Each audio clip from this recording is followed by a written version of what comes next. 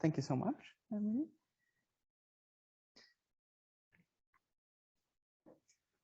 The main goal of the long baseline program is to extract neutrino and antineutrino oscillation probabilities. We use polychromatic beams.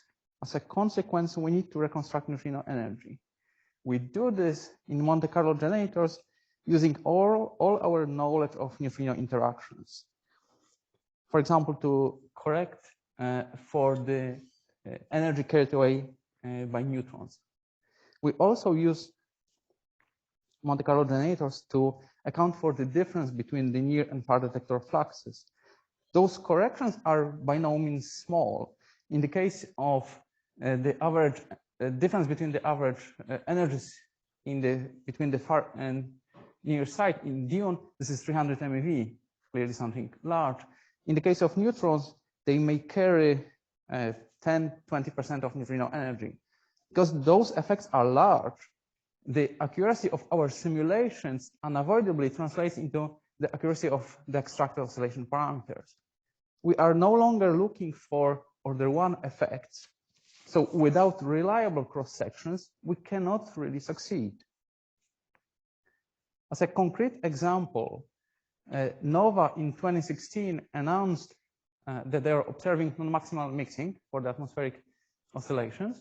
However, when they revised their simulations and calibration, so in our language, when they modified their energy reconstruction, they observed results consistent with maximal mixing.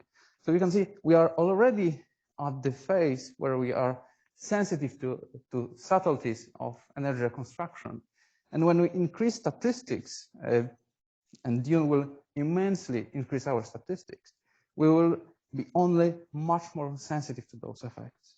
So we should definitely think about them. In this talk, I will start with the issues that we are already aware of from Minerva. Then I will mostly discuss the results that we obtained with Alex. In a moment, you will see mostly for electrons. And then I will discuss and relate our findings to very interesting results coming from E4 It is often expressed that we can learn everything that we need to know about neutrino cross-sections using near detector data, because we are going to have enormous statistics. However, what we know from Minerva tells us otherwise.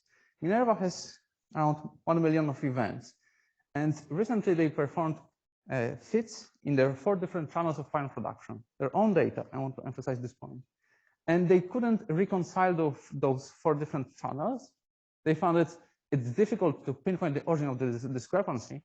So the best thing that they can do is to urge neutrino experiments to think critically about single final production.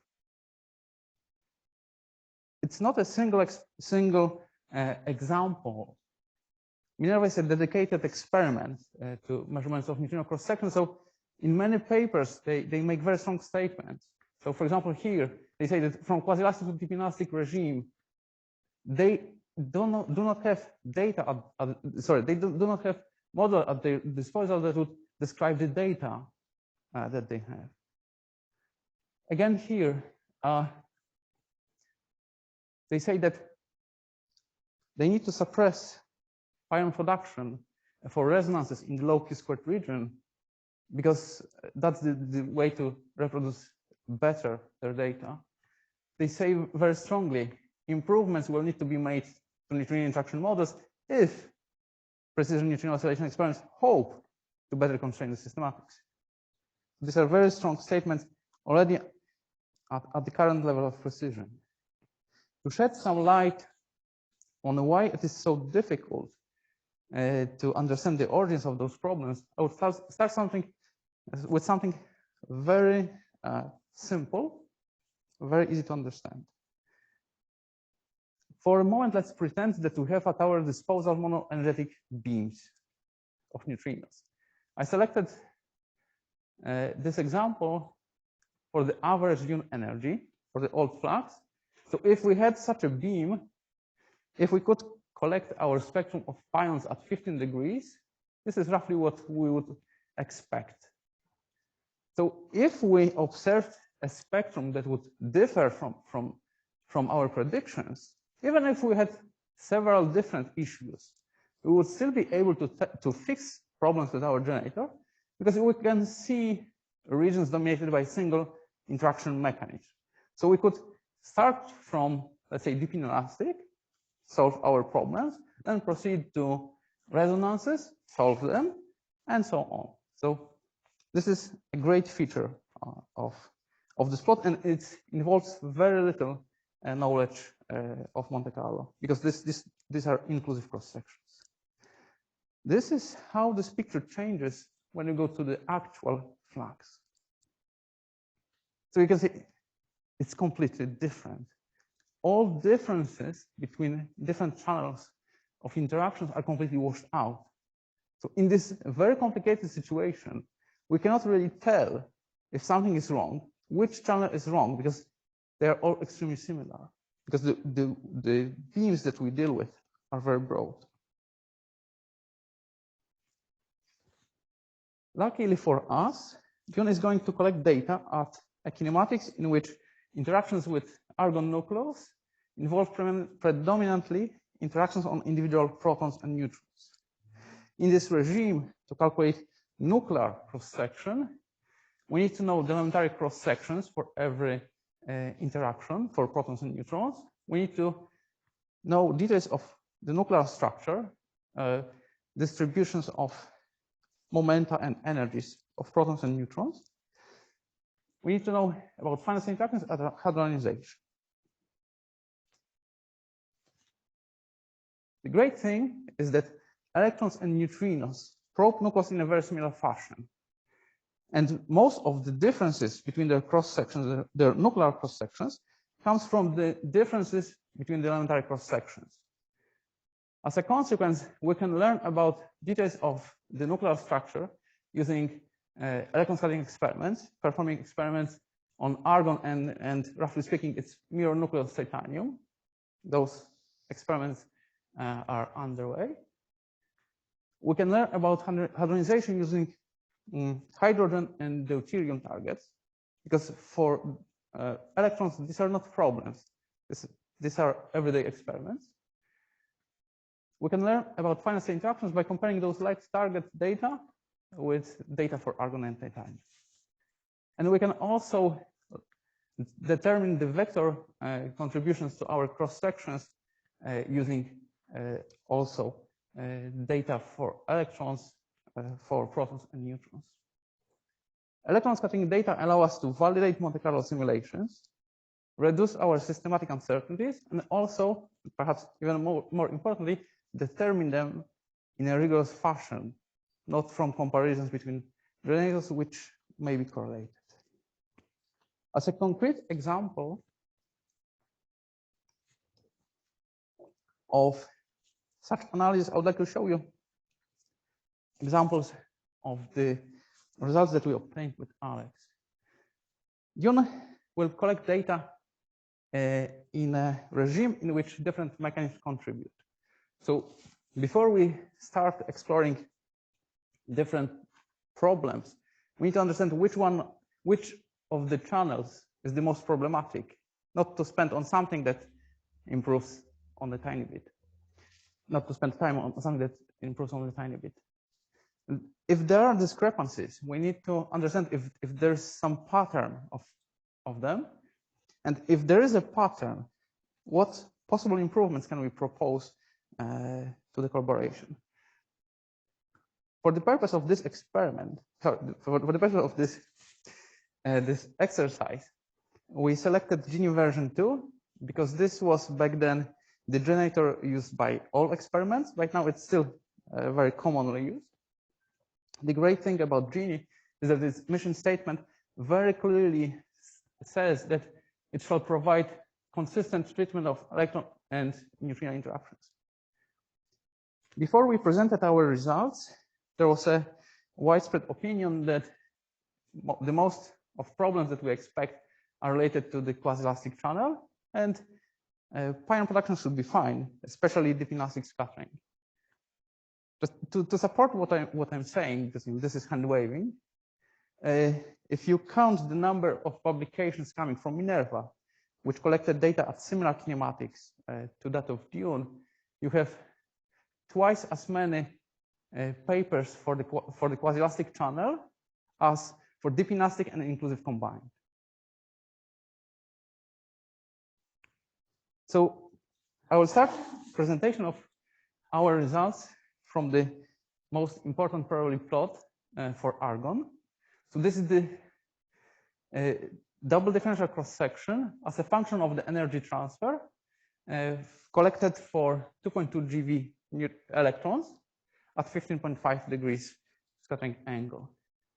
You should be comparing the dots representing the data, inclusive data, with the black line prediction from Gini. If you look extremely carefully, you will see that there are, in fact, some discrepancies in the quasi-elastic peak. But they come predominantly from the fact that you have meson exchange current contribution represented by this, I'll say, purple line added on top of the quasi-elastic prediction, and it's added in an ad hoc way. On the other hand, if you look at anything beyond the quasi-elastic peak, you have no trouble seeing that there are very sizable issues. So this is a completely different quality than discussing those issues, right? You can see that the delta peak is way too small, that there's a bump coming from higher resonances, which is not consistent with data. And if you look very carefully, if we increase the position, if we increase the delta peak, it should be somewhere here. It's shifted with respect to the data. So if we looked at an integrated cross-section, if we integrated over this region, it could be very well that that problem cancels this one, and we wouldn't see any problem in the inclusive cross-section. At the same time, we would be very surprised that our spectrum of pions is wrong, because in the inclusive cross-section, everything looks fine, right?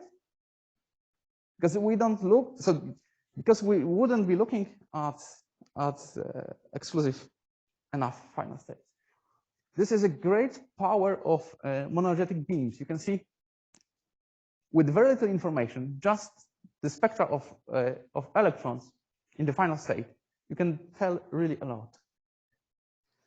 Now, the problem is that our analysis stops here, essentially. Just kidding. There is no data for argon.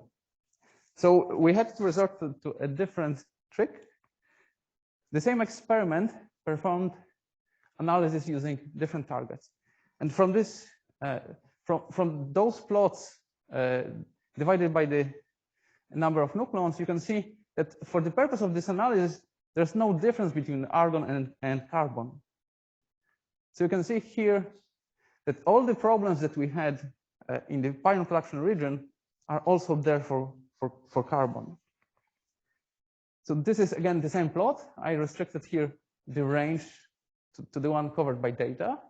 And in addition to the absolute cross sections, I'm showing you also a heat map which illustrates the difference between Gini and data divided by data. So you can see here a region of underestimated cross section here, overestimated cross section here, and we would love all those heat maps to remain very, very pale, essentially white, but they are not. So the range of those discrepancies, as we present them, extends from -50% to +50%. Actually, they exceed that range, but we didn't want to suppress those tiny details. So you can see that kinematics tells us very little about deep elastic scattering, but if we go here, this is dominated by deep elastic scattering. And you can see that those discrepancies are even larger than what is here. They extend to 30–50%. So at this point, you can be asking yourself, okay, what's the problem? Are these nuclear effects that are not there? Or is it something at the level of individual protons and neutrons?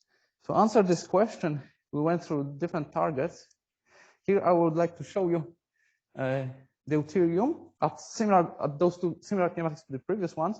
And hydrogen. Hydrogen is the simplest thing that you can think of, so I would like to start with this one. Let me start with deep inelastic. You can see that the size of those discrepancies are, I would say, identical to what we saw for carbon. So we know already at this stage that yes, those problems occur at the level of protons and neutrons, as we can see from the theory. Now let me return to this lower beam energy.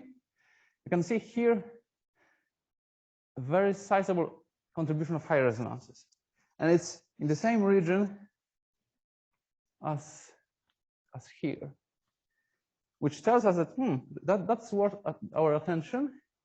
If you look at the resonant contribution here, it's sufficient to describe the data, but it's added on top of non-resonant contribution, and that produces us double counting.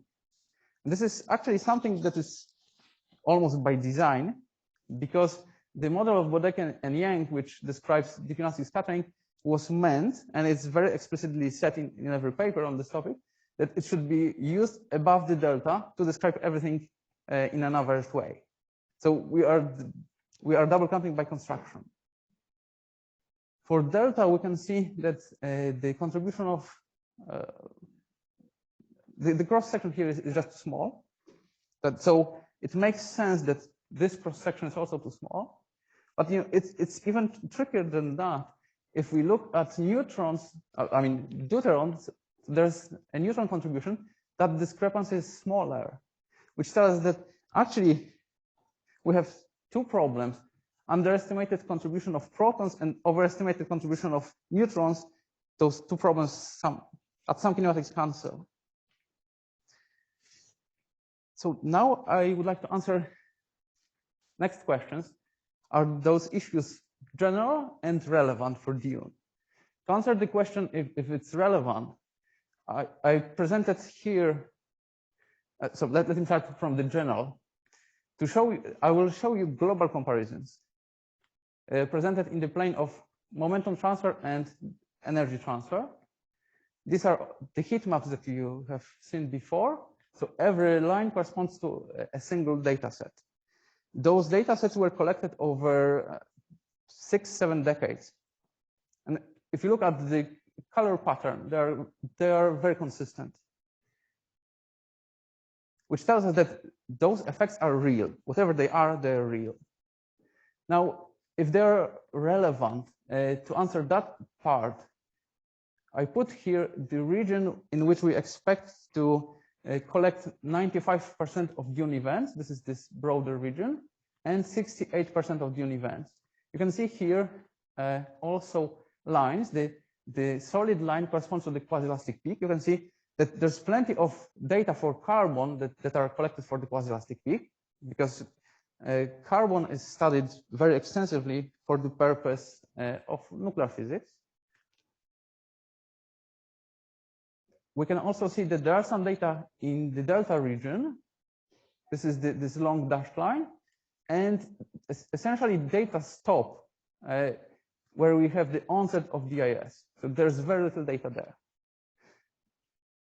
So there are individual points which are very hard to see, but very interesting. You can see here 2 points. Those data are collected in SLAC. This is the thesis work of Javier Gomez. So looking at those 2 points, we can identify the origin of the discrepancy, because they were collected not only for carbon but also for deuterium. So we can tell that the ratio of carbon to deuterium is reproduced very well within uncertainties by Gini. On the other hand, if you look at absolute cross sections, you can see that these are in very strong red, so they're very heavily overestimated. So we would love to have more data in this region, and we would love to have exclusive data in this region. For the time being, we can only tell that looking at deuterium, we see very significant overestimation, and it's the same for hydrogen. And those are interesting facts, but the reason why we why they are very significant is that those data are used to construct the model that underlies Gini. So we know that by construction of the model of Bodeki-Yang, they should be described with chi-square equal to 1 or very close. As you can see, this is region described very poorly. So we know that this tells us very clearly that there's an implementation issue in Gini. So this is the last point in this list. Deep inelastic scattering, that must be, no doubts about this, an implementation issue. For higher resonances, there are two issues. There's double counting, which partly comes from the construction of Gini, and partly comes from the fact that there's no theory that we could implement to describe consistently the transition from higher resonances to deep inelastic scattering. There's also lack of interference between resonances implemented in Gini. In the original model of Rhine-Segal, going back to Feynman, as we've heard today, there's interference. That interference was removed. Now, looking at the delta peak, we can say that there are some issues related to nuclear effects. Its position is not correct. So that's some implementation issue plus some missing physics. Its strength is underestimated. That tells us that better final fraction model is necessary. Quasi-elastic peak turns out the best working feature of Gini, although it comes with some caveats. This is true at higher energies. At lower energies, there are still significant issues. If you're interested in that, I can discuss it later. For the purpose of data analysis, we use Gini version 3. So it is important to answer how the situation changes when we go to Gini version. Sorry, we use Gini version 2. Now we need to answer to what extent it changes when we transition to Gini version 3. And that plot shows you the same kinematics that I showed you before. This is scattering on hydrogen. You can see the update of the resonance excitation model increased the delta peak, which improved the agreement in this region. However, at the same time, all resonances were increased, and that only increased the problem with double counting. At exactly the same kinematics, Gibu does a better job, although there are some problems. Sorry that data are missing here. There's essentially no difference in the total between those two versions. However, when we increase the beam energy, the picture between two versions of Gini stays essentially the same. We can see again this double counting, but for Gibu, we get to the region where there's transition from higher resonances to deep inelastic scattering. In the previous version, there were some issues. In the newer version, there are other issues. But this is a real problem because there's no theory that would allow us to consistently describe those two different mechanisms. And as a consequence, generator developers need to resort to some ad hoc prescriptions. They may not work very well. Let me now lower the energy so we can have a look at nuclear cross-sections. Looking at those two panels, you can see that there have been important differences between the nuclear model in Gini, updated from Gini version 2 to 3. You can see previously the quasi-elastic peak was overestimated, now it's underestimated. And that relates to what we saw from microboon, that now you need to increase the quasi-elastic cross-section. At this particular kinematics, the quasi-elastic peak in Gibu works better. There are problems with delta. It's underestimated, but still compared to Gini, it's better. You can also see the update in the resonant model. You can see that now the cross-section is partly overestimated, but still we have a large missing strength here. Now that brings me to the issue of meson exchange currents. In many instances, they worsen the agreement. We could see it before for Gini version 2. you can see the prediction of the quasi-elastic peak. It agrees with the data roughly, but then when we add on top of it the Mach contribution, the agreement worsens. In the current version, it improves the agreement a bit in the quasi-elastic region, but it significantly worsens in the delta region. When we look at Gibbon, the situation, those two versions do not really differ at all, unless only the statistics for this plot is different. You can see that the Mach contribution, which is again added by hand, worsens the agreement in the quasi-elastic peak, but it doesn't really help that much in the delta region. So this is again a general problem: how to add. Thank you so much. I'm almost done. So to wrap up this part, Mach is added by hand to all generators, and that typically worsens the agreement. There's a general problem how to transition from resonances to DIS, because we don't have a theory, and that leads to some ad hoc prescriptions. So in general, the accuracy for pion production is worse than quasi-elastic for the quasi-elastic process. Now let me relate to what we see to the latest paper by E4New. I'm not going to discuss details of those plots. I would like to just focus your attention to the dashed curve for Gini version 3. So that should correspond to what I showed you before.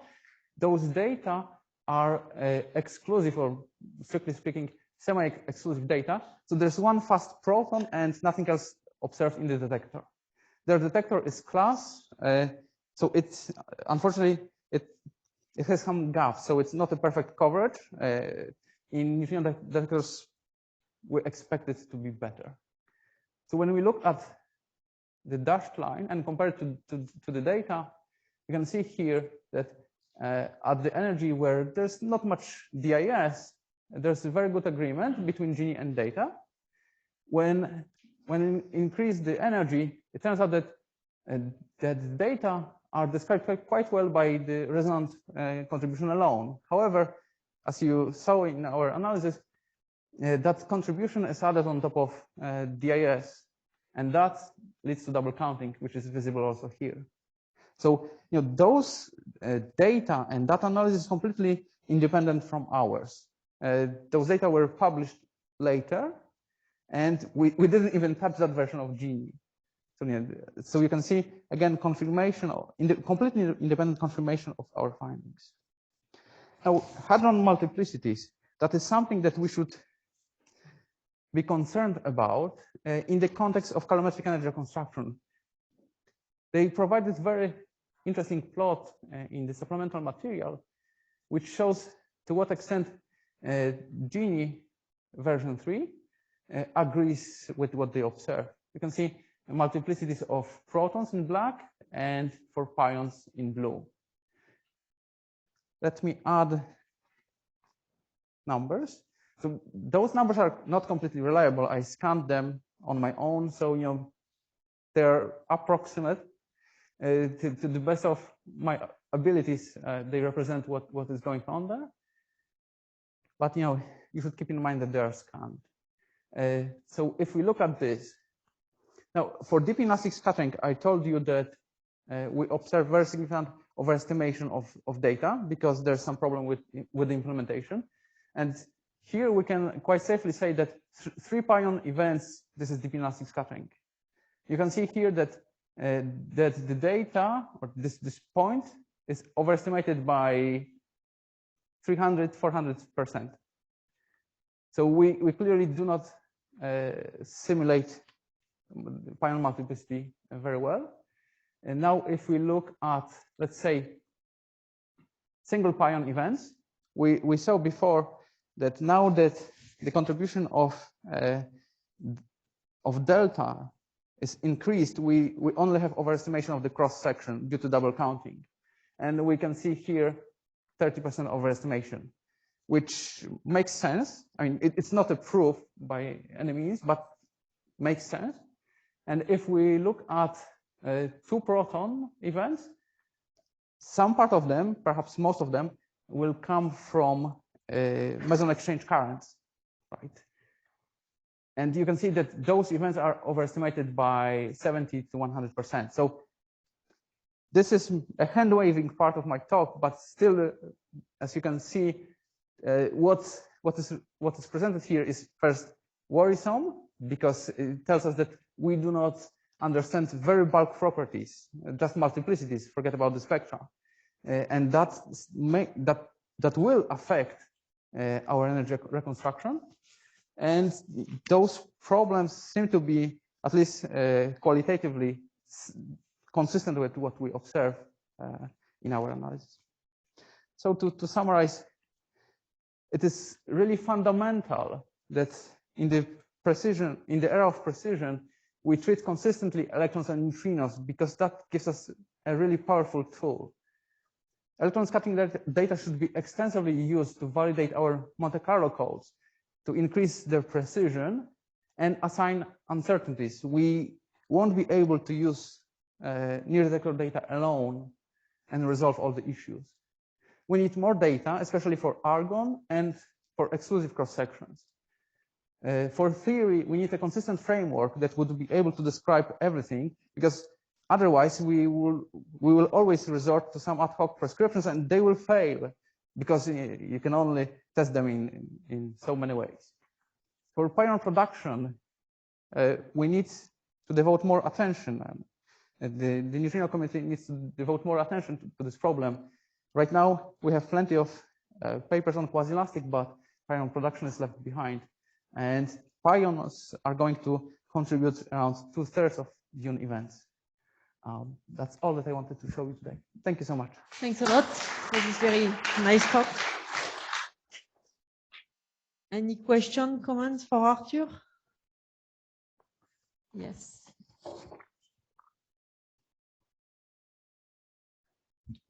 Thanks. So early on, you showed comparisons of electron scattering data to generators. And you mentioned the first peak from the resonance being the normalization was off, and then it was also offset. And then when you move to hydrogen and deuterium, the offset seemed to go away. So is the conclusion there that the offset in the peak is due to FSI type effects? Which offset do you do? Oh, a few slides before, like the first time you showed a comparison. This one or very early. Yeah. Yes. Yes. Yeah. So I guess what's the conclusion on why that peak is offset with? Oh, you mean for delta? That there are two effects most likely. One of them is probably some implementation issue. Because some implementation issue. So if you look at, let me check. I actually should have probably those plots. Did I? Yes.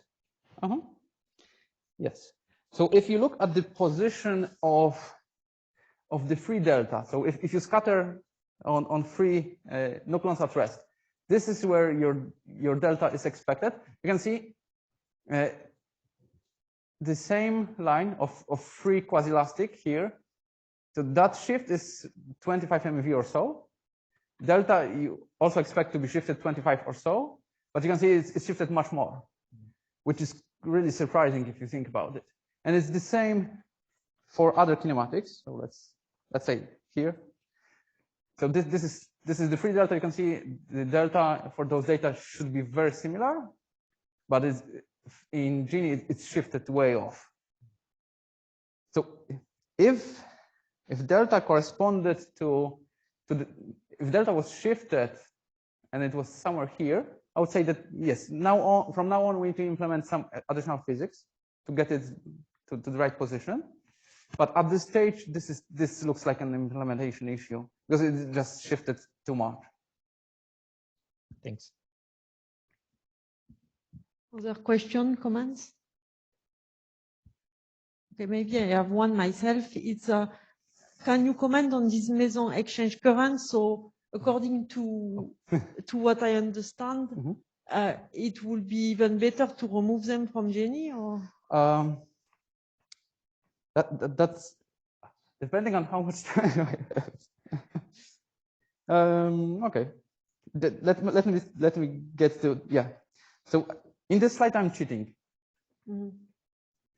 But let's, so, you know, one part, there's one part that is, so let me go one slide back.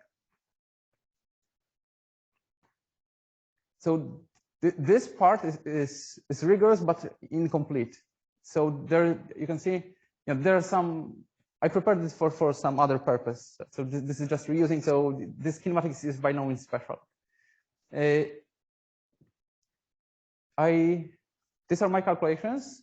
They account for everything that you know, final state interactions and so on. Very realistic. But for delta, we just don't know how to do the same job. But for the time being, let's just check what would happen if we could do that. So I just shifted by hand.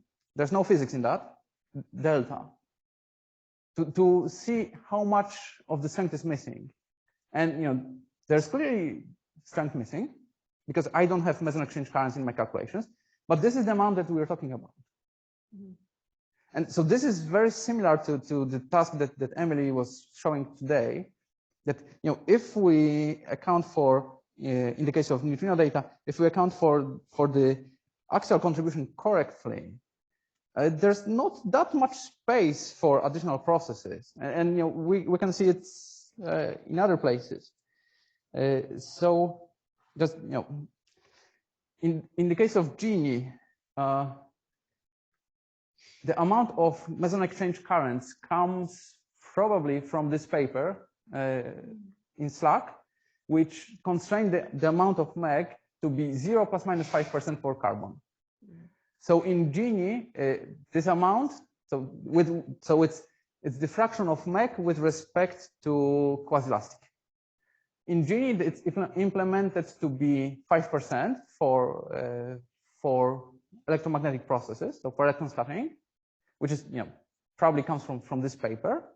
But for neutrinos, it's multiplied by the factor of 9 in the version 2.12 and by a factor of 6.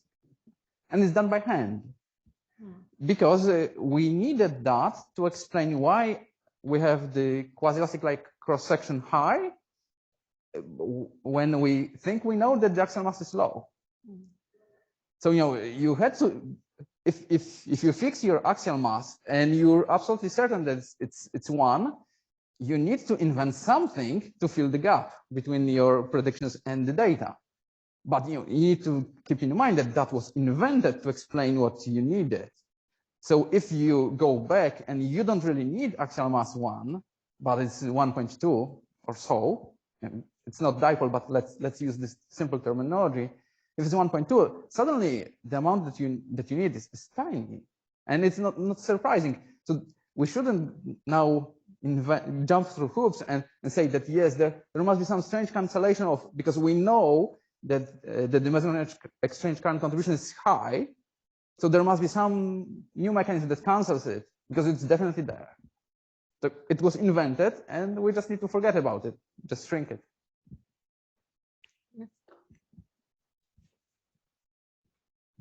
Yeah, of course, you know, now you are going back to some old ideas, right? Where MA was put to 1.2 and yeah. But should we not be more clever and try to find a way to measure, you know, the different type of processes? Like, I don't know if I would call them meson exchange current like it's described in the model. But, you know, find clever way to measure the interaction, for example, on correlated nucleons or stuff like that. I think that's the right way to go. Because otherwise, as you said, I can play my way, my preferred way, which for some people is to add the MEC, for other people is to change MA.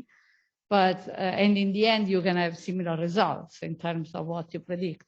But instead, I think we should look at this problem in another way and try to measure some type of process at our best. Absolutely. Now, So, for example, in Argonaut, we have done this pioneering study of events with 2 protons. I really think we should do that on high statistics, for example. And there we need help from you, theorists, and tell us how we should do the measurement. Yes. Because, it seems to me that everything is a choice. I have my preferred way, and I don't know which one is correct. So the problem with, this is a great plan, but we still need to be careful because we will learn a lot looking at exclusive data for Argon.